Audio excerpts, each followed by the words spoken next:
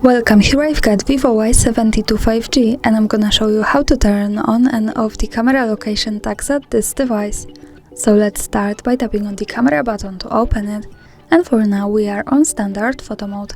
From here let's go to the right corner button so we can open the advanced camera settings, and here at the second position we have location option, so it allows us to save the information about the place where we take a picture in the details about it.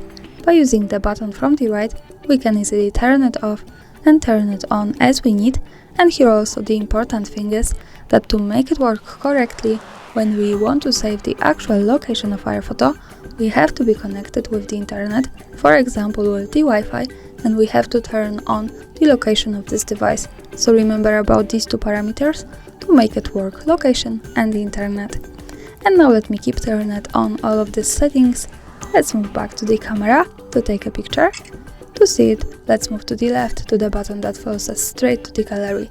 And this is how the photo looks like. Let's tap to the center so we get access to gallery options.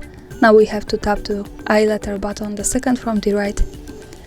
And as you can see here we can check details with the location with full address at the third position. So greetings from Kraków, Poland, thanks for watching, subscribe our channel and leave the thumbs up.